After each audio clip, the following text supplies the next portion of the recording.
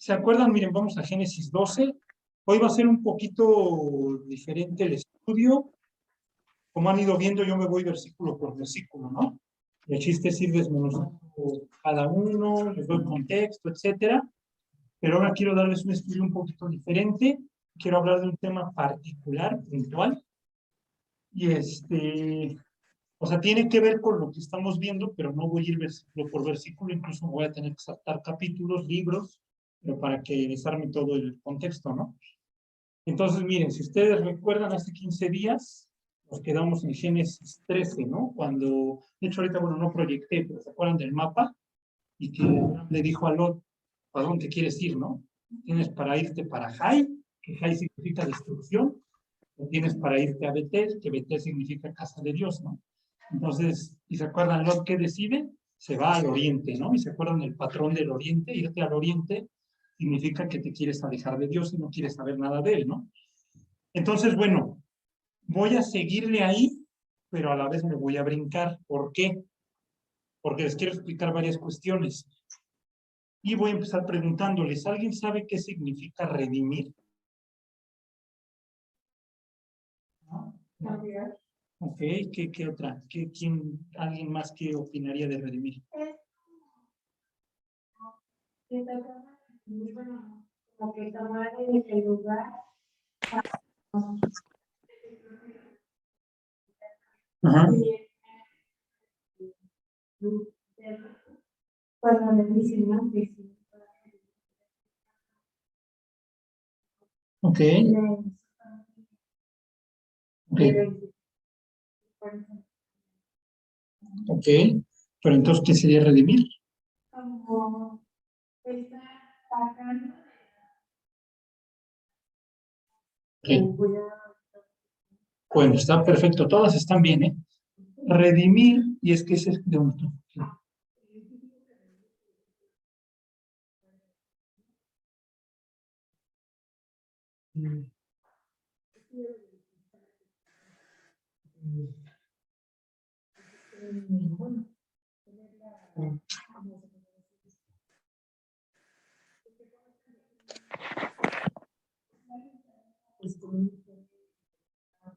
Ok. Bueno, redimir tal cual es comprar por precio, pagar el precio. Eso es redimir, así es sencillo. Pero es un concepto, muchas veces lo utilizamos de manera religiosa y no tiene nada que ver. ¿Por qué? Porque Cristo nos redimió. Él es nuestro redentor. Y de hecho, miren, vamos rápido a Gálatas 4. Y eso se los digo para no confundirnos, porque pues, es una palabra muy religiosa hasta cierto punto, ¿no? Incluso en las religiones se usa, ¿no? Y luego ni sabemos, lo que siempre les he dicho, luego ni sabemos de dónde viene la raíz, ¿por qué no? Miren, en Gálatas 4:5, fíjense, dice Gálatas 4:4, vean qué dice, ¿eh? Pero cuando vino el cumplimiento del tiempo, Dios envió a su Hijo, nacido de mujer y nacido bajo la ley. ¿Para qué? Para que redimiese a los que estaban bajo la ley, a fin de que recibiésemos la adopción de hijos. ¿Ok? Entonces ahí viene esa palabra, para que redimiese. No sé, Cristo nos redimió, etcétera. ¿De qué nos redimió? De los pecados, etcétera, del infierno. Pero les digo, no voy a usar esa palabra ahorita de manera religiosa o, si lo quieren ver, espiritual, sino me voy a ir al Antiguo Testamento, ver el origen de la palabra. Ahorita les digo en hebreo cómo sería, cómo se dice, cómo se llama, y todo va a girar en torno a la vida de Abraham, que es lo que andamos viendo. Entonces, de entrada, la palabra redimir era un principio o un significado, digamos, del Antiguo Testamento patriarcal.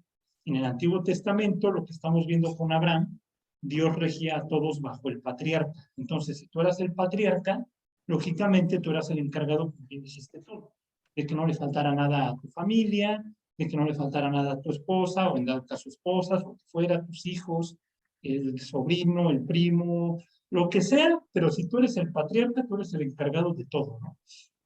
Entonces, ¿cuál es el punto? Como en el Antiguo Testamento te regías de manera patriarcal, tenías que redimir, o la redención era un significado, pero no espiritual, sino como más de hogar, de familia. ¿Sí me explico? O sea, como que a mí no me importa, como ahorita, si alguien le pega a mi hermano, pues yo le tengo que brincar, no lo voy a dejar morir solo. Dices, no, el cristiano no está llamado a pelearse, pero en el Antiguo Testamento, si tú veías que a tu hermano se le iban con todo, ¿qué hicieron los hermanos de Dina cuando la violan? Mataron a Siquem, fueron y quemaron. ¿Estuvo bien? No, pero era válido en el Antiguo Testamento, porque no podías dejar que violaran a tu hermano. Ahorita dices, oye, le hicieron algo a mi hermana o eso, oye, pues para eso está la ley, como sabemos que la ley no sirve para nada, bueno, para eso está Dios, ¿no? Ya ni dice, para eso voy y los mato, no. Dice, sí me explico, pero ya no es como antes. Antes podías tener 14,300 mujeres, no sé cómo le hacían, cómo aguantaban, pero bueno, las podían tener, ahorita con una apenas se puedes, ¿no? O sea, ese es el punto, o sea, dices, y luego varios dicen, yo quisiera tener un buen de morras, dices, si con una no puedes, ¿no? Ya aparece, pero ¿cuál es el punto? Que ahorita todo es más espiritual, todo es más, como ya vino Cristo, ya todo te lo aplica a tu vida espiritual. Antes era más, si tu contexto eran guerras, no es de, no, es que no me rifo, no es de que te rifes, ahí está Goliat y si no te rifas te mata, y violan a tu esposa, a tus hijas las violan y matan a tus hijos, y a los bebés los estrellan en la pared, entonces más vale que te rifes. Ahorita dices, ¿me rifo? No, ponte a orar. Entonces tienes que perdonar, tienes que pasar por alto, la venganza es de Jehová, pues así queda claro ese tema, ¿no? ¿Por qué les voy dando ese contexto? Porque lo que vamos a leer ahorita es la Primera Guerra Mundial que sucede en el Antiguo Testamento. 4 reyes de Oriente contra 5 de Occidente. Y entre esa guerra secuestran a Lot. ¿Y se acuerdan quién es Lot? El sobrino de Abraham. ¿Y por qué secuestran a Lot? ¿Qué le dijo Lot a Abraham? Yo voy para allá y tú te vas para acá. Y si Abraham era el patriarca, ¿de qué era encargado Abraham? ¿Qué tenía que hacer? Entonces Dios le dijo, mi cuate, le entras a esta guerra mundial y yo te voy a librar de ellos. Y no voy a entrar a detalle, por eso les digo que me quiero brincar, porque Génesis capítulo 14, que te habla de esa guerra mundial, realmente no era una guerra mundial normal, ya había gigantes. De hecho, ahí viene, aconteció que en los días de Amrafel, rey de Sinar, Amrafel es Nimrod, y dices, caray, ¿cómo aparece Nimrod? Si Nimrod estaba en Génesis 8 y aparece en Génesis 14, porque era un híbrido, ¿sí me explico? Él sobrevivió.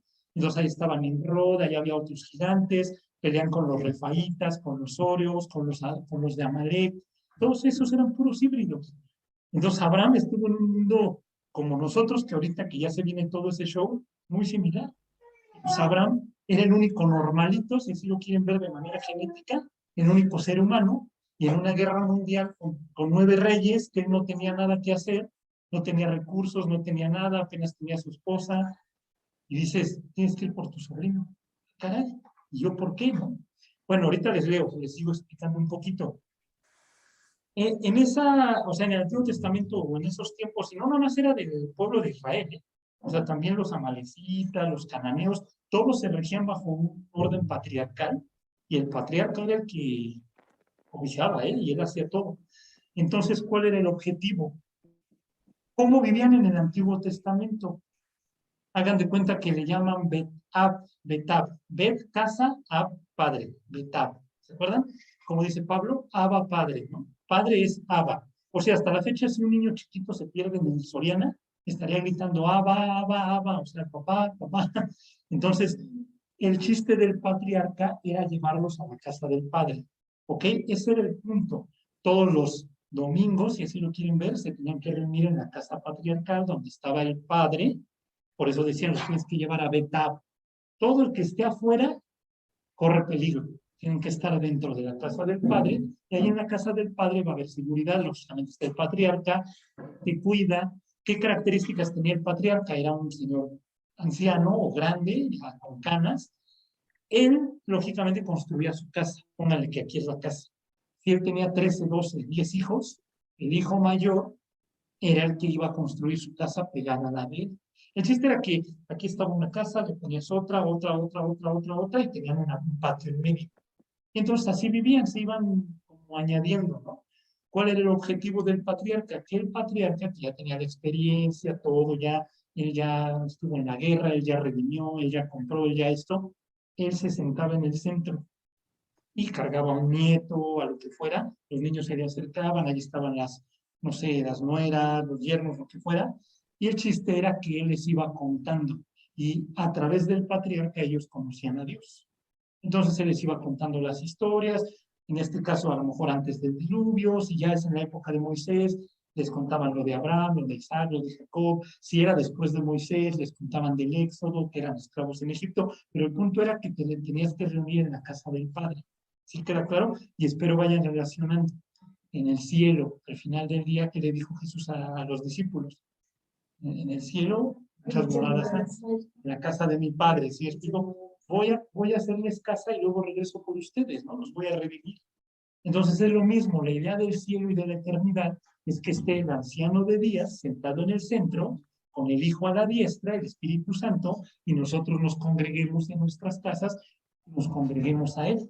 Por eso es que en el milenio nos vamos a ir a las fiestas, al templo, ¿sí queda claro? Entonces, acuérdense, la historia se repite. Dios dice, lo que yo fui diseñando en el Antiguo Testamento se sigue cumpliendo en el Nuevo. ¿Qué sucede en el Nuevo Testamento o en nuestros tiempos? Ya ni hay patriarca, ya ni hay padres, ¿se explicó? Los niños ya no quieren estar, un niño prefiere estar en sus juegos, en su tele, en sus cosas, ya que voy a andar oyendo al viejito, ¿se me explicó? A los ancianos los mandamos al asilo. Estamos al revés, o sea, y lo dice Isaías, ¿no? Hay a los que a lo malo llaman bueno y a lo bueno malo. Cambian lo dulce por lo amargo por lo dulce, y así estamos ahorita. ¿Cuál es el punto? Y ya para empezar y ir leyendo algunos versículos. El patriarca, y ahí viene la palabra en hebreo, redentor en hebreo significa o se dice Goel, eso es redentor o redimir, Goel, así se le llama. Entonces viene también de la raíz, por decir, cuando Dios quiere decir, en el libro de Jonás se menciona mucho que hubo un gran pez, una gran tempestad, un gran esto, un gran otro, es Gadol. Entonces lo que la raíz Goel y Gadol se vienen de la misma, lo que te da a entender es que el redentor tiene que ser alguien grande, alguien poderoso, alguien, me explico, un jefe. O sea, no puedes poner ahí al ñanguito, ahí todo que, o sea, no, tiene que ser alguien que imponga. Y piensen en las películas de antes, ¿no? No sé, Robin Hood, Lancelot, lo que ustedes quieran, siempre los reyes o los chidos en guerra era el más macizo, ¿me explico? ¿Cuál era el objetivo? Si tú eres el redentor, no importando nada, no es de que quisieras, no es de que si me dan ganas, si tengo tiempo, si tengo dinero, si tengo fuerzas, no. Si tú eres el patriarca, tú eres el encargado de que tus hijos vistan, de que tus nueras vistan, de que coman, de que no les falte nada. Si tú eres el patriarca y alguien de tu familia se metió en deudas y debe, ¿quién creen que tiene que ir a pagar? El redentor. No es como ahorita de no, ¿qué pides prestado? Paga lo tuyo, ¿qué? No, o sea, no es si quieres. Si eres el redentor y eres el patriarca, tú vas, ¿eh? Y si debes terreno, si debes lo que debas, tú tienes que ir a dar la cara, rescatar a esa persona, pagar su deuda, no cobrarle, ¿eh? Nada de que, ay, luego me vas pagando. No. Si alguien se mete en problemas, tú vas y lo rescatas. Si alguien hace algo malo, tú vas y das la cara. O sea, el patriarca absorbía todo. Vayan pensando en Dios, o sea, vayan pensando en Jesús. Y dice, tú haces, yo pago, no te preocupes. Entonces, bueno, ¿qué pasaba si el patriarca moría? ¿Quién se quedaba con la estafeta? El primogénito, ¿ok? Entonces, en el Antiguo Testamento, a diferencia de ahorita, ¿qué pasa si ahorita son 2 o 3 hermanos, se muere el papá y deja una herencia? ¿Qué hacen los 2 menores? No, se la quieren quitar al mayor. ¿Y por qué le toca más? Ahorita lo vemos todo al revés. ¿Por qué le dieron regalos de Navidad a él y a mí no? ¿Por qué a él sí le invitan a comer y a mí no? Nada más porque es el mayor. En el Antiguo Testamento no era así. Se moría el patriarca, llegaba el hermano mayor y él pasaba a ser el primogénito, el nuevo redentor, y todos se emocionaban. Y decían que bueno, él va a hacer que nada nos falte. Él nos va a cuidar, él nos va a librar, él nos va a redimir. Él se va a hacer cargo de todo el clan, no nada más de la familia, de todo el clan. Y entonces les daba gusto, aplaudían, hacían una fiesta. Ahorita es al revés, te dan celos, ¿no? ¿Por qué él va a heredar más? No, yo quiero un parte y ya quieren cobrar la herencia y el papá todavía no muere. O sea, por eso les digo, estamos mal. Bueno, ¿cuál es el punto de todo esto? Miren, vamos a leer ahora sí. ¿Se acuerdan? Vamos al 13.1. ¿Qué es 13.1? Fíjense, ¿están ahí?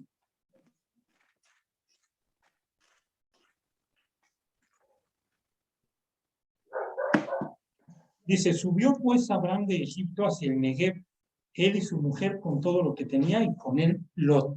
Me quedo ahí. El Negev era un desierto. Yo les pregunto, cuando en los evangelios dice, de Egipto llamé a mi hijo, ¿de quién o a qué se refiere? ¿De qué está hablando?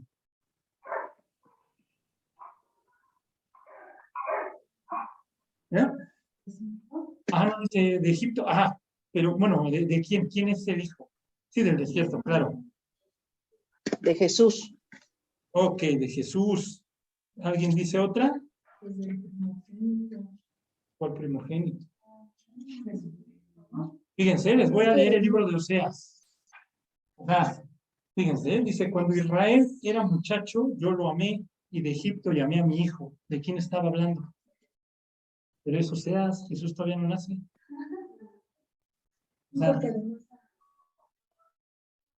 Ajá. Entonces, ¿de quién creen que esté hablando? De Egipto llamé a mi hijo. Acuérdense el patrón, ¿eh? Israel. Exactamente. Son las típicas profecías dobles o triples. Cuando dices, ok, de Egipto llamé a mi hijo, pues está hablando de Jesús, pues lógicamente que es su hijo, ¿no? Pero si lo está diciendo el libro de Oseas y Jesús todavía no nace, no puede estar hablando de Jesús. O sea, sí a futuro como profecía. Pero si dice, cuando Israel era muchacho, de Egipto llamé a mi hijo, ¿de quién está hablando? Lógicamente sigue Israel, del pueblo, de la nación, en el Éxodo, pero mucho antes. Fue Abraham cuando mintió de Egipto. Se fue a Egipto y luego regresa. ¿Y a dónde se va? Al Negev. ¿Y el Negev qué es? Es un desierto. Entonces dice, de Egipto ya ve a mi hijo.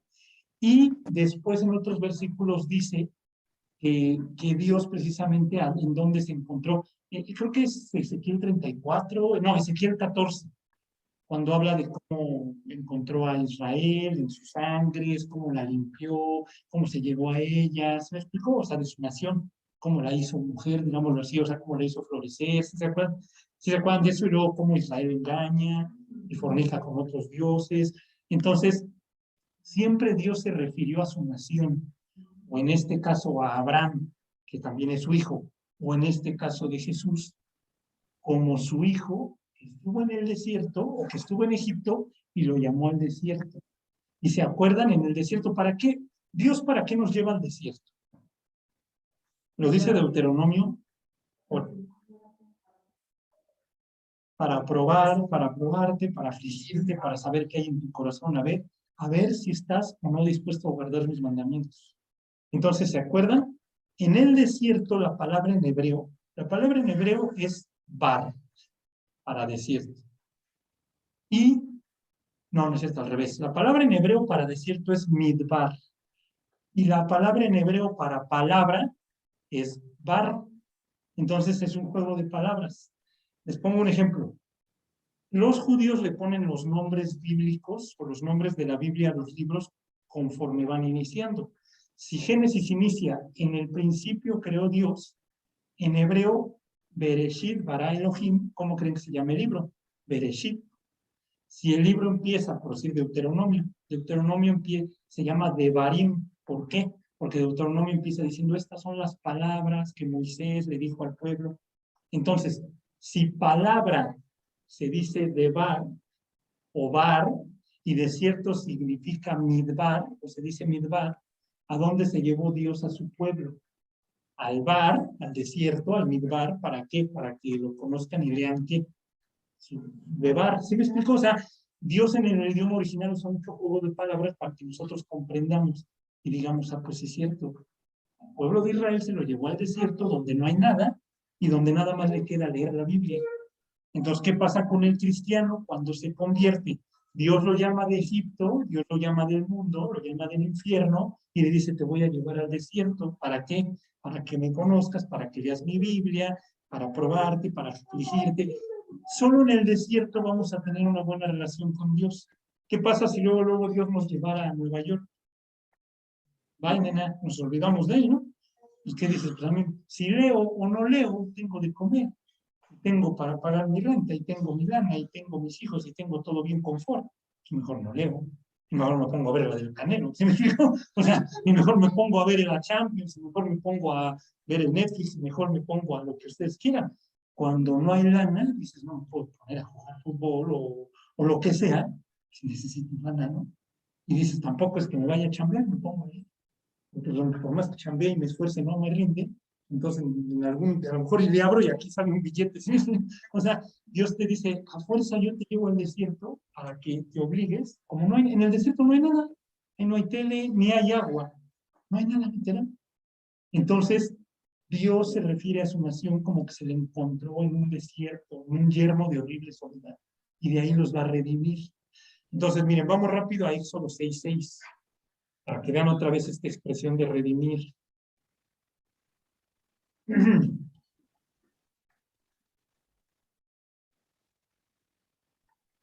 ¿Ok? Fíjense, dice, por tanto dirás a los hijos de Israel, yo soy Jehová, y yo os sacaré de debajo de las tareas pesadas de Egipto, y os libraré de su servidumbre, y os redimiré con brazo extendido y con juicios grandes. O sea, yo los voy a redimir. En otro ejemplo, en Isaías 45, 46, dice, no temas, Jacob, no temas, Israel, porque yo te he redimido. ¿Te explicó? O sea, Dios dice, yo te voy a redimir y yo te voy a llevar a la casa del Padre. Ese es el punto y ese es el objetivo. ¿Qué pasa si se supone que el patriarca muere? ¿Qué pasa si Dios no está? ¿Quién tiene que venir? El primogénito, el unigénito. ¿Quién es el unigénito hijo de Dios? Jesús. Es el unigénito y es el primogénito a la vez. Entonces, a Jesús Dios le dio todos los recursos para que Él haga que nosotros no nos falte nada. Y no me refiero de lana, sino estemos cubiertos de manera espiritual. Entonces, piénsenlo. Si Dios es el Padre y Jesús es el unigénito o el primogénito que viene a redimirnos, ¿hacia dónde es que nos quiere llevar? A la casa del Padre, a Betar. O sea, nada más es como, son como puras analogías. Lo que Abraham hacía o los patriarcas en el Antiguo Testamento es lo mismo que ahorita hacemos en el Nuevo Testamento. Y en este caso fue lo que hizo Jesús hace 2000 años, venir, pagar por nosotros, pagar el precio, para que nosotros tuviéramos un lugar en la casa del Padre. ¿Ok?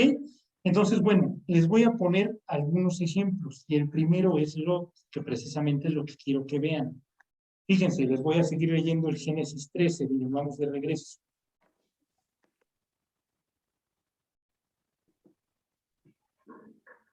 Vamos. Miren. No, miren, me voy a leer el 14. 14:1 dice. Aconteció en los días de Amrafel, rey de Siná, que ese es Nimrod, Arioc, rey de Elazar, Kedorlaomer, rey de Elam, y Tidal, rey de Goim. Goim es gentiles, ¿eh? Estos hicieron guerra contra Bera, rey de Sodoma, contra Birsa, rey de Gomorra, contra Sinab, rey de Adma, contra Semeber, rey de Seboim, y contra el rey de Bela, la cual es Sobal. Todos estos se juntaron en el valle de Sidim, que es el mar salado. Bueno, no les puse mapa, pero bueno, ya en la siguiente les explico ahí. 12 años habían servido a Kedorlaomer, y en el 13º se rebelaron. Y en el año 14 vino Kedorlaomer y los reyes que estaban de su parte y derrotaron a los refaitas, que esos son gigantes, en Astarot Carnaim, a los susitas en Ham, a los semitas en Sabe Kiriataim, y a los coreos, que también son puro híbrido, en el monte de Seir, hasta la llanura de Parán, que está junto al desierto. Ok, ahí está la guerra mundial, ¿no? 4 de Oriente contra 5 de Occidente, en un valle, que casualmente ese valle es por donde está Abraham y Lot, casualmente. No es casualidad. Cuando te alejas de la voluntad de Dios, Dios provoca las circunstancias para que te simbre, y a fuerza te ve involucrado. O sea, de Dios, ¿cómo les diré? Cuando no eres cristiano, tú puedes hacer de tu vida lo que quieras, mira, Dios ni te pega más, quieres drogar, púdrete, lo que no me importa, ya te mueres de un pasón y ya, te vas al infierno.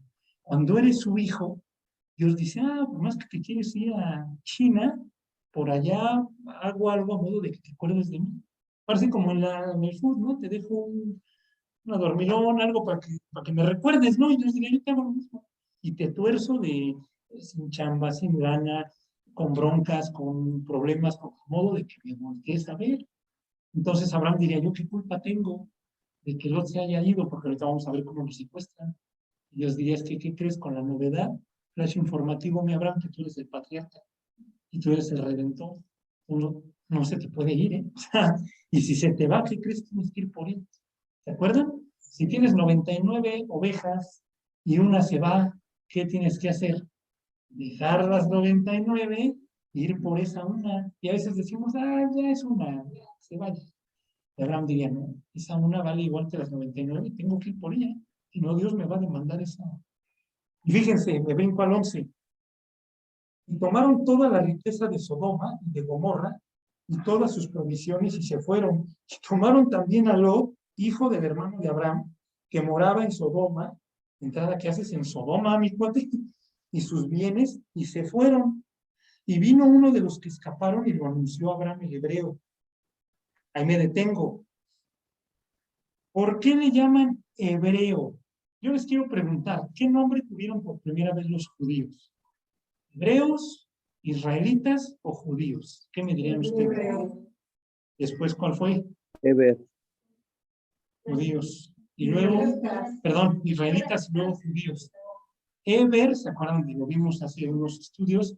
Eber era el papá o abuelo de Abraham. Y Eber significa al otro lado del río. Entonces, ¿de dónde venía Abraham? De Ur de los Caldeos. Tuvo que cruzar el río. Entonces, por eso es que era hebreo, porque venía del otro lado del río. ¿Sí queda claro eso? Entonces, para cuando, como cultura general, cuando les pregunten, oye, ¿y por qué de dónde viene hebreo? Del otro lado del río, de allá viene. Entonces le dijeron a Abraham el hebreo. Luego, ¿qué iba a ser? Israelita. Y está Abraham, Isaac, Jacob, que es Israel. Israel tiene a Judá. Ya de ahí vendrían judíos. No, nada más es para que lo tengan, o sea, para que sepan de dónde, ¿ok? Entonces, bueno, dice, y lo anunció a Abraham, el hebreo, que habitaba en el encinar de Mamre, el amorreo, hermano de Escol y hermano de Aner, los cuales eran aliados de Abraham. Oyó Abraham que su pariente estaba prisionero y armó a sus criados, los nacidos en su casa, 318, y los siguió hasta Dan. Ok, volvemos al tema. Si tú eres el patriarca y tú eres el redentor, así te caiga de la tostada tu sobrino, así odies a tu primo, así tu mamá te haga la vida imposible, no importa, ¿eh? Abraham no fue por Lot porque se llevaran bien, ¿eh? Igual y le era un dolor de cabeza a Lot, pero Abraham dijo, yo tengo que hacer el propósito y el plan por el cual Dios me llamó. O sea, lo que quiero que entiendan ustedes, que hay cosas que queremos hacer, hay cosas que tenemos que hacer y hay cosas que debemos hacer. O sea, no es como, ay, es que tengo que ir a la chamba. Sí, tienes que ir, no es de que quieras, tienes, debes. O sea, si me explico, o sea, no es de, ay, qué flojera, y ya no me paré y no fui. No, o sea, tienes que ser responsable, tienes responsabilidades, tienes que, como una mamá. O sea, una mamá no puede decir, ay, no pude, me quedé sola con 14 hijos y no. Yo no sé las jefas de dónde sacan, pero pueden. Ellas no preguntan si quieren o si deben, ellas tienen que. Y con 100 pesos no sé cómo mantienen 14 hijos, no, las divisiones a mí no me cuadran, pero las jefas, ¿de dónde? Tacos de frijol, lo que caiga, pero sí me explico, y una mamá no es de, ay, es que no puedo, no, mija, o sea, no es de que, es que me enfermé, o sea, una mamá no es de me enfermé, enferma, se va a chambear. Uno como hombre es más huevoncito, ¿no? Como que el hombre dice, ya, no pasa nada, somos más manga ancha, ¿no? Como que luego, ahí sí, ya, que se embarre de, ¿sí me explico? Y las mamás no. Dios diría, pues ahora haz de cuenta que te pones una túnica de mamá y si eres el redentor en tu casa, en tu chamba, en tu colonia, tienes que poder, ¿eh? Nada de, ya llegué cansado, no le quiero hablar de Cristo, ¿no? Te me paras, te bañas, te lavas la cara, te callas, comes bien y le hablas, ¿eh? Porque si esa persona se va al infierno, ¿a quién crees que le voy a reclamar? Pues a ti, mi cuate, su sangre va a ser sobre ti, ¿eh? Oye, pero ni mi familiar es, no me importa. Dios diría, ¿para qué me conoces? ¿Para qué te salvo del infierno? O sea, si no querías responsabilidades, no me hubieras conocido, porque yo soy un Dios celoso, yo soy un Dios de guerra, yo soy Jehová de los ejércitos. ¿Se explicó? O sea, yo no soy un Dios flojo, no soy un Dios temeroso. ¿Qué? A ver, tú te la sabes de memoria, ¿cómo le dice Pablo a Timoteo en 1 de Timoteo 1:7? Que no le ha dado, ¿qué? ¿Espíritu de qué? De poder, de amor, o de valor, de amor y de dominio propio. O sea, no es de... Y el miedo sí se siente, ¿eh? Yo les pregunto, ¿ustedes no creen que habrán unos chorrillotes cuando le dijeron, oye, tu sobrino, si cuando te ponen a exponer frente a 30 personas, te haces del baño, ¿sí me explico? Que te dijeran, oye, tu sobrino, que no quiere saber nada de tu Dios y que se alejó de ti, no tú de él de ti, ya se lo llevaron, lo secuestraron, órale vas. Yo la neta, si yo fuera Abraham y mi sobrino me hace eso, yo lo dejo, ¿eh? Y Dios diría, conmigo no es así. Cuando Dios manda, no puede ser así, no puede ser cobarde, ¿sí me explico? O sea, cuando estás...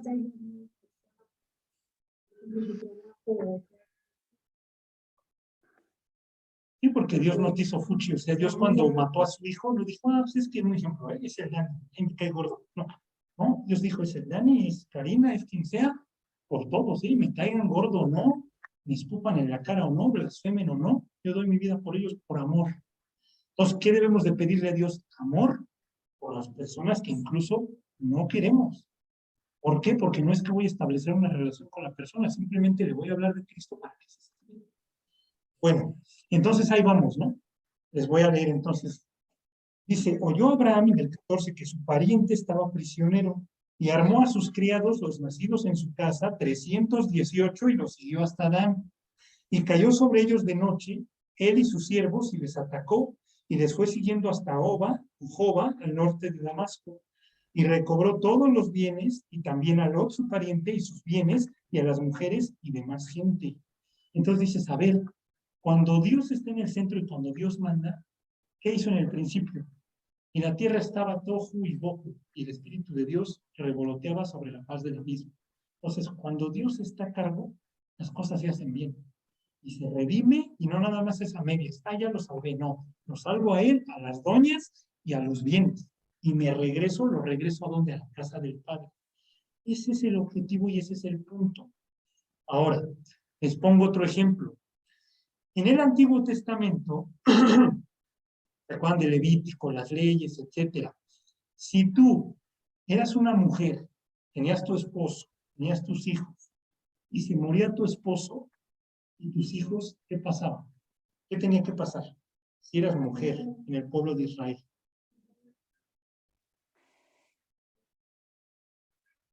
¿Ok? Y si ningún pariente quería redimir, ¿qué pasaba? Ya bailabas, ahí se acababa tu... Ya, si te morías así, adiós, ya de sobre la tierra, ya no tenías descendencia. O sea, si me explico, eres una persona marginada, eres una viuda. O sea, a una viuda nadie la era como lo peorcito, ¿no? Ya eres viuda, se quedó y nadie quiere hacer la chamba, ni modo. Entonces piénsenlo, efectivamente, piensen en el libro de Ruth. ¿Qué pasa con Noemí? ¿Se acuerdan? Aconteció que cuando en la época de los jueces vino hambre en la tierra de Israel, o bueno, en Belén de Judá, en de Belén de Judá, y se acuerdan cómo se llamaba el Señor, Elimelech. En el nombre lleva la fama, ¿no? Eli, Dios, Melech, Rey. Elimelech termina huyendo a los campos de Moab. Ah, caray. O sea, tu nombre significa Dios es mi rey, pero no tienes nada de fe y tu nombre no tiene sentido y te vas a Moab. Y no te tenías que ir a Moab. Si había hambre en la tierra, te aguantabas ahí, porque el Dios era geográfico y territorial. Entonces, ¿se acuerdan que se van a Moab? Se van a Moab Elimelech, Noemí, Malón y Kelión. ¿Se acuerdan? Llegan a Moab, Malón y Kelión agarran a Ruth y a Orfa. Pero ¿qué pasa estando ahí 10 años? No pueden concebir, no tienen hijos, no tienen hijos. O sea, ¿qué más claro ni el agua? O sea, Dios les está diciendo, fuera de mi tierra no va a haber fruto. Si tú estás fuera de la voluntad de Dios, no va a haber fruto espiritual, de familia, de lana, de lo que de nada. Te secas, te mueres. Exactamente. Entonces, ya desde ahí, se muere el Belej, o sea, se muere el patriarca, ¿no? El único que podía redimir. Se mueren los dos hijos, y se queda Noemí con Ruth y con Orfa, y se acuerdan que regresa. Imagínense la vergüenza, imagínense, ¿de dónde vienes? Pues de Moab.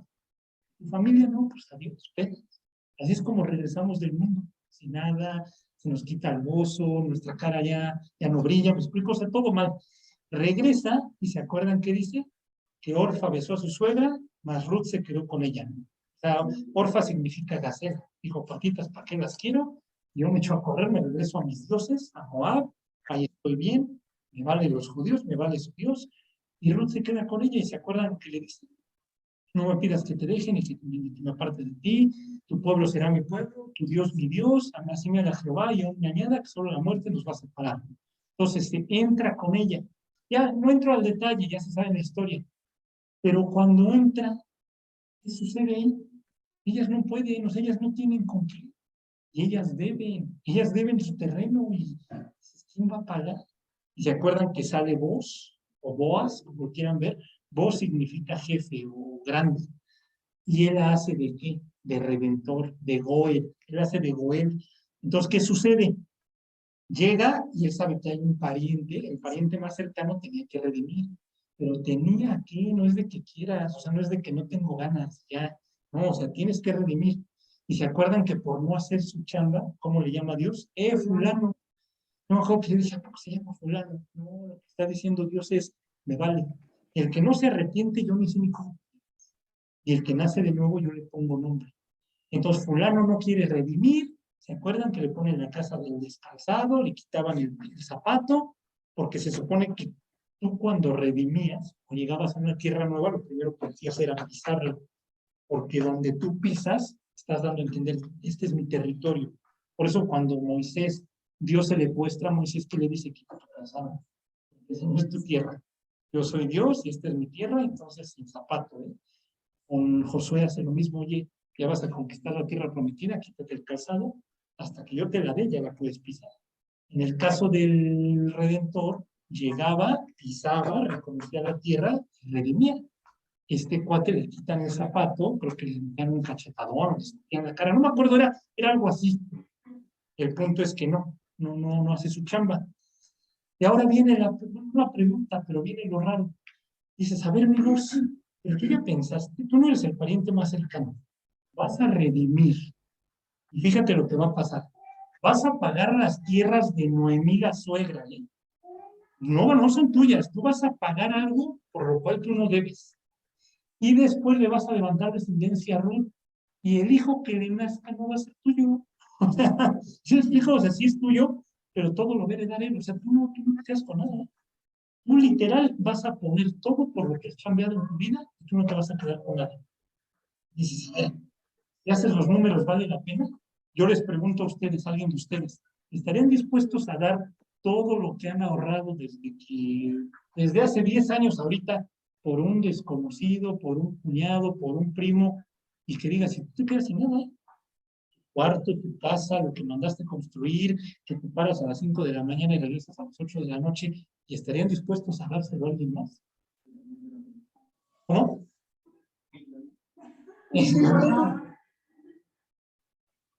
No, pero bueno, Ruth sí, pero ¿y la suegra qué? Y luego aparte tu hijo, bueno, el niño que salga de ahí, ¿qué? O sea, a ti no se te queda nada. Sí, Ruth, pero luego, ¿sí explico? O sea, como que dices, híjole, o sea, entienden la dimensión de redimir. O sea, dices, no puede ser. Ahora, viene otro ejemplo. Vayan rapidito al libro de Oseas. Oseas. Ese de Ruth no es nada, comparado con Oseas. No. Este sí dices, híjole, este cuate, ¿qué onda, no?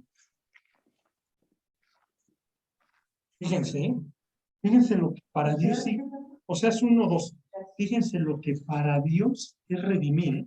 Para nosotros es, ay, pago la deuda. ¿Cuánto es? 5 millones. Órale.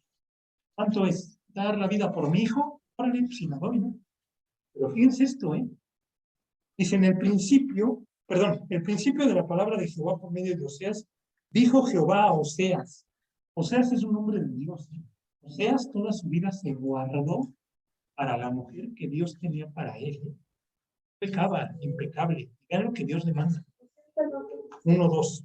El principio de la palabra de Jehová. Imagínate que eres un hombre de Dios o una mujer de Dios que te guardaste para el hombre o la mujer que Dios te dio y Dios te habla y te dice, oye, te toca hacer esta chamba. Le dice, dijo Jehová a Oseas, ve, tómate una mujer fornicaria e hijos de fornicación, porque la tierra fornica apartándose de Jehová. Fue pues y tomó a Gomer, hija de Diblaim, la cual concibió y le dio a luz un hijo. Oye Dios, no que me tenía que guardar para la mujer. Dios diría, si eres el patriarca y tienes que redimir, ¿estás dispuesto a hacer lo que tenga que hacer con tal de que una persona conozca? Dice, y le dijo Jehová, ponle por nombre Jezreel, porque de aquí a poco yo castigaré a la casa de Jehú por causa de la sangre de Jezreel, y haré cesar el reino de la casa de Israel. Y en aquel día quebraré yo el arco de Israel en el valle de Jezreel. Concibió ella otra vez y dio a luz una hija y le dijo Dios, ponle por nombre Loruama, porque no me compadeceré más de la casa de Israel, sino que los quitaré del todo. Ok, bueno, miren, me voy a brincar al 2.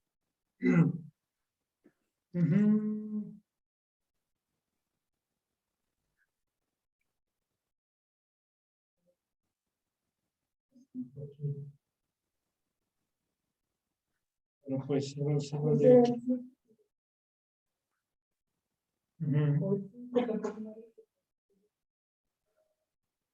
¿cuál estás tú? No sé, que yo despojo, ok, sí, ok. 2:5 dice, porque su madre se prostituyó, la que los dio a luz se deshonró, porque dijo, iré tras mis amantes que me dan mi pan y mi agua, mi lana y mi lino, mi aceite y mi bebida. Por tanto, aquí yo rodearé de espinos su camino y la cercaré con seto y no hallará su camino. Y dirá a sus amantes, ¿Qué sucede en la historia? Dios le dice a Oseas, ve y toma una mujer prostituta, ve y cásate con una de esas. Oye Dios, pero si yo qué culpa, órale vas, la vas a redimir, la vas a comprar, ¿sí me explicó? La agarra, tiene hijos con ella y ella regresa a su vida pasada. Y dice, sí, no, de ni modo. Y vean que le dice en el 3, capítulo 3, versículo 1. Me dijo otra vez Jehová, ve, ama a una mujer amada de su compañero, aunque adúltera, como el amor de Jehová para con los hijos de Israel, los cuales miran a dioses ajenos y aman tortas de pasas. La compré, ahí está, redimí. La compré entonces para mí por 15 ciclos de plata y un media de cebada. Y le dije, tú serás mía durante muchos días. No fornicarás ni tomarás otro varón, lo mismo haré yo contigo. Porque muchos días estarán los hijos de Israel sin rey, sin príncipes, sin sacrificios, sin estatuas, sin efodis, sin terafines. Ok, ¿cuál es el punto? Imagínate que tú eres tú y Dios te dice, oye, voy por una mujer así y redímela, cómprala y llégate a ella y tengan hijos. Y ella se va a su vida pasada y se sigue prostituyendo.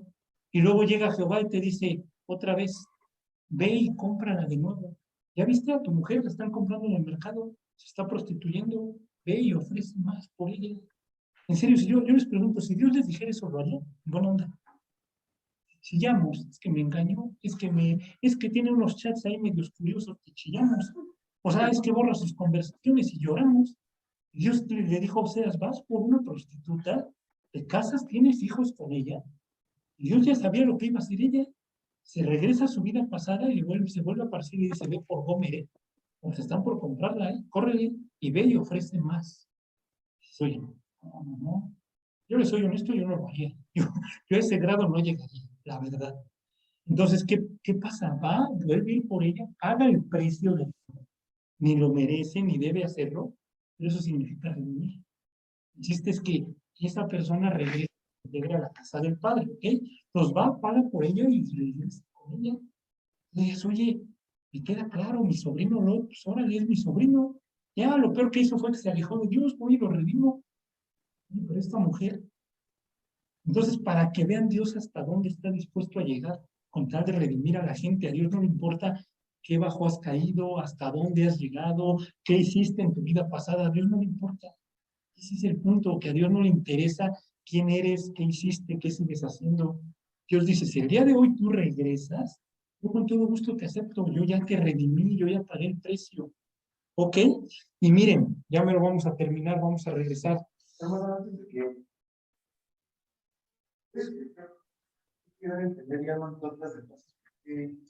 Sí, pues tortas de paso, comida, o sea, sí, o sea, como cuando dices, ay, en el Día de Muertos le hago sus tamalitos al abuelo que le gustaban y si explico, eran como ofrendas.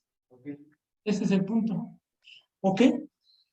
Entonces, bueno, miren, vamos a regresar. Y aquí viene lo más sabroso de todo, lo más exquisito.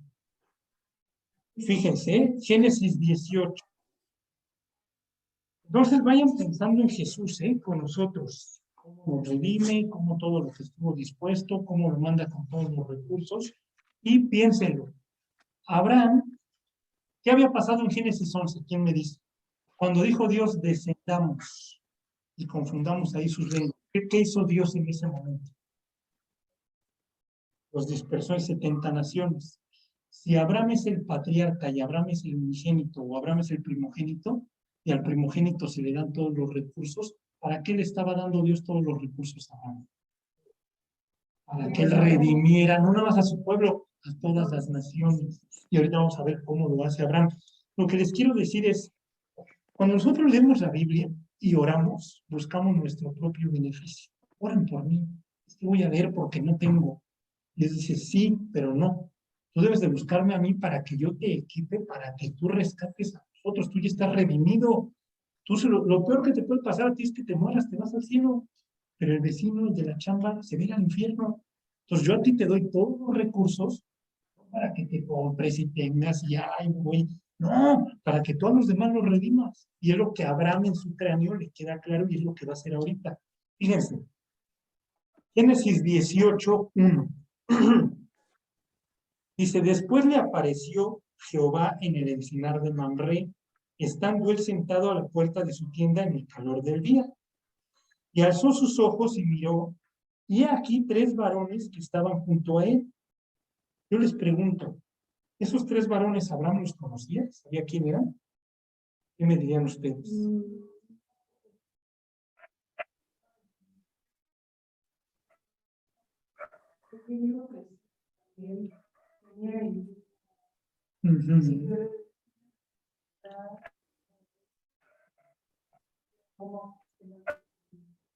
Era Jesús, 2 ángeles. Claro. Entonces dice, y alzó sus ojos y miró, y aquí 3 varones que estaban junto a él. Y cuando los vio, salió corriendo de la puerta de su tienda a recibirlos y se postró en tierra. Y dijo, Señor, si ahora he hallado gracia en tus ojos, te ruego que no pases de tu siervo. Aquí hay 2 interpretaciones. Yo por cuál me inclino, por la segunda. La primera es que no los conocía, que no sabía quiénes eran, y como él en su cerebro entendía que tenía que redimir, salud, él ve a 3 forasteros, para él son 3 desconocidos. Y dice, pero en el plan de Dios son 3 oportunidades de que conozcan a Dios. Entonces, ¿sí me explico? Que lo conozcan, entonces yo hago lo que sea, lo imposible, con tal de que se arrepientan y conozcan a Dios verdadero. La segunda es que efectivamente sí sabía quiénes eran, porque si no, no se posta. Tú solo te postas ante Dios. Entonces, como él sabía que era el ángel de Jehová, que es Jesús, que es Dios, por eso es que corre. Dice, ahí viene el Señor, ahí viene Dios hecho carne en el Antiguo Testamento, junto con Miguel y Gabriel. ¿Sí queda claro? Entonces, bueno, no pierdan de vista que dice que salió corriendo, ¿eh? Y dijo, Señor, si ahora he hallado gracia en tus ojos, te ruego que no pases de tu siervo, que se traiga ahora un poco de agua y lavad vuestros pies y recostaos debajo de un árbol. Y traeré un bocado de pan y sustentad vuestro corazón y después pasaréis, pues por eso habéis pasado cerca de vuestro siervo. Y ellos dijeron, haz así como has dicho. Entonces Abraham fue deprisa a la tienda de Sara y le dijo, toma pronto 3 medidas de flor de harina y amasa y haz panes cocidos debajo del rescoldo. ¿Cómo? Aquí es una palabra importante, 3 medidas. La palabra en hebreo es sea, ¿ok? 3 medidas es sea. ¿Saben cuánto es 3 medidas de flor de harina? Son como 30 kilos de pan. O sea, dices, no es de que... No. 3 medidas, ¿qué dice? Ay, de las teteras, ¿no?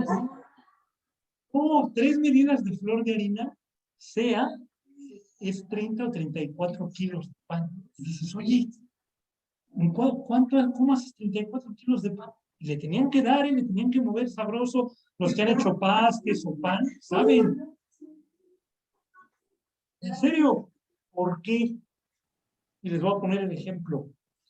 O más bien la pregunta. Imagínense que ustedes guardan en el refri un corte de carne y lo están guardando para un evento especial, para una comida familiar, una cena, un 24 de diciembre, para un aniversario.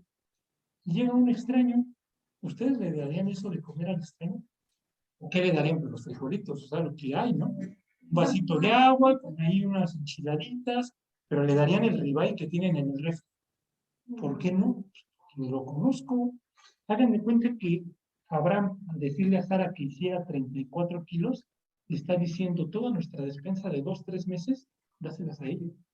No importa si nos quedamos sin comer. El chiste es que estos forasteros conozcan a nuestro Dios a través de cómo somos con ellos. ¿Sí me explico? No es de soy gandalla, ya no te subiste al metro y órale. No, yo me bajo con tal de que te subas. Sí, los dos llevamos prisa, pero yo tengo a Dios, tú no. Una pregunta. Es que eran como, es que no sé realmente, o sea, así puntual que, pues es que sí era como masa, como harina, o sea, era como un ingrediente, como si ahorita dijeras, no sé, tortillas de... Orégano. Sí, es que les soy honesto, no sé, o sea, no sé qué sea, o sea, tendría que ahorita buscarlo, pero al final del día era como un ingrediente o algo para precisamente hacer el pan, ¿no? Pero no sabría decirle así puntual, mire, se fabricaba y se hacía. No lo investigué, la verdad.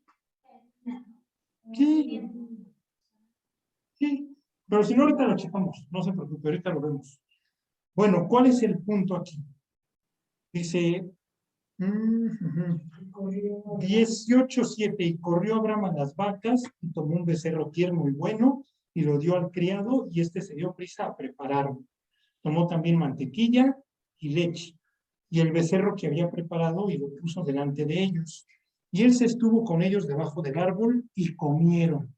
Cuando te digan, es que Dios no es persona, Dios es espíritu. Un espíritu no come. Es que los ángeles son espíritus ministradores. No. Ahí está Jesús, que es Dios. Y están 2 ángeles. Y comieron. No es Gasparín, o sea, no es de que se lo comen. O sea, tienen cuerpo, ¿eh? O sea, este es un argumento teológico, ¿eh? Para cuando les pregunten, ay, ¿y tú de dónde sacas? Si Dios es espíritu, Dios es persona, no te hagas. Si te hizo imagen y semejanza de él, pues tú serías un ente, o sea, un espíritu, y no comerías, no harías del baño. ¿Sí explico? Entonces, a ver, Dios es persona, los ángeles son persona, por eso es un Dios personal. Por eso la gente que dice, Dios es espíritu, o Dios es la fuerza, lo que es un Dios impersonal. Y entonces no es lo mismo ofendía a la fuerza que ofendía a Dios. Sí, la fuerza no es nadie. Es alguien que te está viendo cómo te portas y que te va a pedir cuentas. ¿Sí? Por eso a la gente no le conviene toparse con Dios. Por eso la gente dice, ay, es que yo creo en la fuerza, yo creo en el karma. Sí, son puras babosadas para ser a un Dios impersonal. Y entonces, pues ya, si me porto mal, la fuerza, ¿qué me va a reclamar la fuerza? A mucho Star Wars, Luke, Skywalker, ¿sí me explico? Pero ya un Dios que es persona, que come, que huele, que siente, dice, ay, me voy a topar con un cuate que es como yo, y me va a pedir cuentas, ¿no? Entonces no me conviene creer en Dios. Por eso la gente se hace loca. O sea, no es que no crea en Dios, no le conviene creer en Dios. Entonces, bueno, les dije que no perdieran de vista. ¿Cuántos años tenía Abraham en ese tiempo, más o menos? ¿20? ¿40? Era como 80 y tantos, casi 90 años. Para la época, ¿qué dicen que hizo? Se paró de que está y ¿qué hizo cuando los vio? Para la época, que un anciano corra es deshonroso. Los ancianos no corren. Los ancianos y los ricos no corren. Es así, y hasta la fecha, ¿eh? Tú no vas a poner a un anciano a correr, estás enfermo, o sea, estás loco. Y un rico no corre, él delega, el rico tiene todo, todo le llevan. Todos los ancianos y los ricos no corren. Entonces, ¿de qué escena se están acordando de otro anciano que corre en el Nuevo Testamento? En la Biblia solamente hay 2 ancianos que corren, bueno, 3. Uno es Abraham, y es muy deshonroso, ¿eh? O sea, tú no puedes ver a un anciano correr, levantándose las enaguas y correr, o sea, ahorita sí, pero en ese tiempo no, ¿eh? Abraham corrió, Esaú, cuando se va a reconciliar con Jacob, cuando lo perdona. Hijo pródigo. No me arruines el no, sí. Y el papá del hijo pródigo, corre. No le importó la vergüenza, ¿eh? Y el hijo pródigo fue el malandro que se fue y regresó. Es para que el papá le dijera, haz méritos, órale, castigado, ¿no? El papá todo el tiempo esperando a su hijo ahí en la fuga, Cuando lo ve, lo abrazó y lo amó. ¿Por qué? Porque cuando alguien está en la casa del Padre y sabe que Dios manda, no le importa la vergüenza. No le importa la vergüenza que tenga que pasar, y si tengo que correr con tal de redimir, corro. Pero, ¿qué había hecho Abraham en un capítulo anterior? Fíjense, 17:23. Dice, entonces tomó Abraham a Ismael su hijo, y a todos los siervos nacidos de su casa, y a todos los comprados por su dinero, o sea, a todos los redimidos, a todo varón entre los domésticos de la casa de Abraham, y circuncidó la carne del prepucio de ellos en aquel mismo día, como Dios le había dicho. Era Abraham de edad de 99 años cuando circuncidó la carne de su prepucio. ¿Ok? E Ismael, su hijo, era de edad de 13 años. ¿Cuántos años tenía Abraham? 99. A los 99 se circuncidó. Y no es de, ay, en el hospital y con anestesia, no. ¿Qué operaciones ni qué operaciones? Así como va. ¿Y con qué creen que lo hacían? ¿Conocen las obsidianas? Órale, vámonos. Entonces, ¿por qué creen que en el siguiente capítulo estaba sentado en el calor del día? ¿Qué creen que estaba? Uy, si cuando te dan un balonazo, ¿no? Hombre, hacer sentadillas porque no aguantas, ¿sí me explico? Entonces, imagínense que Abraham, un día antes, se acaba de circuncidar, trae el dolor, trae todo ahí vivo, y ve a estos cuates y se para y corre. O sea, Abraham estuvo dispuesto a soportar el dolor y la vergüenza con tal de redimirlos. Entonces, para que vean, nosotros somos, pero bien chillones, pero chillones. Es que no tengo, es que me duele, es que ya me cansé, es que tengo sueño, es que... Chillamos de todo. Y Abraham dijo, no, mi Dios es Jehová de los ejércitos, y cuando Jehová manda, las cosas se hacen así. Y estoy, si él, porque capítulos antes ya le prometió que Jesús va a morir si él falla. Y Abraham sabe, como yo ya fallé, cuando nazca el Mesías va a pagar por mí, lo mínimo que yo puedo hacer es dar mi vida por él, y mi dolor y mi vergüenza la tengo que pasar, no importa. Pero piensen, por orgullo, no le hablo de Cristo. Por orgullo ya me peleé y me vale. Que ella o que él arregle, si quiere que él me busque. Es decir, esas babosadas de dónde, ¿quién te metió en el cerebro? O sea, ¿no le has leído lo que Abraham hizo? Lo que estuvo dispuesto a hacer con tal de redimir. Y tú, si él quiere que él me busque, cuando está el matrimonio, no, yo no fui, que ella o que él venga y me diga perdón, ¿yo por qué? Dios dice, no, si él la regó, tú pides perdón, y si tú la regaste, también pides perdón y te la tragas, punto. No, pero yo creo que, ¿se dan cuenta lo que va en juego? Exactamente. Ok, y ya con esto vamos a terminar. Miren, dice, y le dijo, bueno, tomó también mantequilla en el 8, y leche y el becerro que había preparado, y lo puso delante de ellos, y él se estuvo con ellos debajo del árbol y comieron. ¿Ok? Ya no me sigo ahí. Vayan a Mateo 13:33. Y este es un remes, pero sabrosísimo, sabrosísimo. Fíjense. 13:33. Por eso es que yo, siempre que leí esa parábola, yo nunca entendía y decía, ¿de qué carambas? Yo decía, pero ¿de qué me habla? Yo no entiendo. Y ya cuando dije, pues es que la palabra en hebreo. Ahora piensen en Jesús. Ya vemos lo que es redimir, ¿no? Ya les queda claro, ir y comprar a la prostituta y volverla a comprar, ir y rescatar al sobrino malandro, ir y aunque esté circuncidado y lo que sea, das lo mejor de ti con tal de que ellos conozcan a Dios. Y ahora fíjense Jesús, cuando está contando sus parábolas, ¿qué les dice?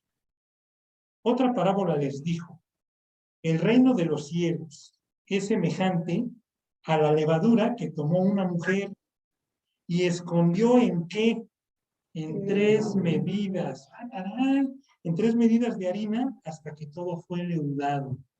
¿Qué palabra está usando aquí Jesús? La misma, sea, 3 medidas. Entonces, ¿qué les está diciendo Dios? Bueno, Jesús, los que están escuchando. El reino de los cielos es como Sara y como Abraham, que tomó, exactamente, que tomó, sea, 3 medidas de harina. Y los que se saben la historia, y la preparó, y la molió, y hizo lo que tenía que hacer, con tal de que esos 3 forasteros comieran, con tal de que esos 3 forasteros conocieran a su Dios. Y Abraham, si no sabía que era Dios y 2 ángeles, qué chulada, porque, o sea, imagínense, es como cuando te van a auditar, no sabes qué es el auditor, pasas con 10. ¿Sí me explico? O sea, está yendo Dios a probar a Abraham a ver cómo va a reaccionar, a ver si a Abraham ya le quedó claro que a través de su vida tiene que redimir a los extranjeros. Y Dios mismo se disfraza, si así lo quieren ver, y va con 2 ángeles a ver cómo va a reaccionar. Y saca 10, ¿sí me explico? Y va y se despostra, y a ver, siéntense, y los atiende, y pone a Sara a que haga, y no es de que, ay, Sara, sírveles agua, sírveles tú. Sí, también. Y le han de haber echado todos galleta, y ahora le hicieron, y molieron, y el agua, y todo. Y estuvieron dispuestos a compartirlo. Entonces, ¿qué les está diciendo Jesús? El reino de los cielos que yo les traigo el día de hoy es como Abraham y Sara. Y tienen que estar dispuestos a pasar el dolor, la vergüenza, a lo que tenga que ser, sea a hacer el pan que sea necesario, a dar el extra, no importa. Y a veces damos el extra donde no, en la chamba, con los cuates, y Dios dice, no, tienes que redimir, da el extra donde lo tienes que dar. En tu familia, empieza por tu familia, por tus hijos, por tu esposa, por tu esposo, y ya de ahí para afuera. El cambio viene de adentro para afuera. Entonces, bueno, como tal era lo que yo les quería dar el día de hoy, que se quedaran con esa idea de qué significa redimir, que no nada más lo traigan como, ah, Cristo me redimió, sí, sí, Cristo me redimió del pecado.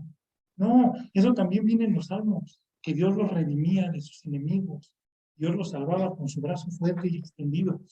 Entonces, vamos a dejarle ahí, ahora sí, dentro de 15 días les sigo con la historia, vemos Génesis 13, 14, 15, etcétera, pero el chiste era que ustedes comprendieran el reino de los cielos, lo que Dios trae a este mundo, es la redención a través de nuestra vida. Y ahorita ya no es Jesús, ahorita ya somos nosotros. Y Dios dice, te doy todos los recursos para que tú redimas a los demás. Dios, ¿qué es redimir? Lo que hizo Oseas con la prostituta, eso es redimir. Lo que hizo Abraham con Lot, lo que hizo vos con Rudy y Noemí, y lo que hizo Abraham con los 3 forasteros. ¿Por qué creen que lo hacen? Porque ellos están esperanzados que en el camino ellos puedan conocer al Dios verdadero. No es de que ya me convertí, ya soy cristiano y ya soy perfecto, no. Tienes que ir caminando. Y tú, como diría Juan el Bautista, tengo que menguar para que él crezca. Cada día tenemos que ir menguando, día con día. Tenemos que ir muriendo, ceder. Dios, órale, muero y muero y muero para que los demás te conozcan. Y esa es la gran satisfacción, ese es el gran objetivo. Pues miren, le vamos a dejar ahí. No sé si tengan dudas, quieren agregar algo. Pero bueno, el chiste era que comprendiéramos qué es redimir. Para que cuando alguien les pregunte, oye, ¿qué es redimir? Cuéntenles lo de Abraham y Sara. Cuéntenles lo de Gomer. Cuéntenles lo de Ruth. Cuéntenles lo de los 3 forasteros. Y sobre todo eso iba, cuéntenles lo que Dios hizo con nosotros. ¿Qué hizo el Gadareno? ¿Se acuerdan? Cuando Jesús lo restaura y de hecho fuera los demonios, ¿qué le dice? Te quiero seguir, quiero ser tu discípulo. ¿Qué dijo Jesús? No, vete a tu tierra y cuéntales cuán grandes cosas ha hecho Dios por ti en este día. ¿Cuál es el objetivo? Millona, ¿qué tengo que hacer el día de hoy? Vayan y háblenle a la gente cómo los redimió Dios, de dónde los sacó, qué ha hecho por ustedes, qué bendiciones les ha traído. ¿Ok? Entonces, miren, vamos a orar y nos vamos. Señor, te damos muchas gracias, Padre, porque el día de hoy pudimos comprender lo que es la redención, podemos comprender qué fue lo que tú hiciste por nosotros hace 2000 años en la cruz. Tú no te preocupó y estuviste dispuesto a pasar dolor y vergüenza por nuestras vidas, por nuestras almas. Por favor, pon en nuestro corazón el querer hacer lo mismo, Dios, por la gente que no te conoce. Haz a un lado nuestro orgullo, Señor. Que eso no impida y no detenga tu plan de redención con la humanidad. Úsanos, Dios, utilízanos, danos sabiduría, danos entendimiento, y que a través de nuestra vida, que vayamos menguando, que nosotros muramos, para que la otra gente pueda tener, las otras personas puedan tener vida en ti, Dios. Te pedimos que tú lo produzcas en nosotros, porque para nosotros es difícil, no queremos muchas veces, pero tú lo produces, Señor. Te lo pido en nombre de Jesús. Amén. Amén.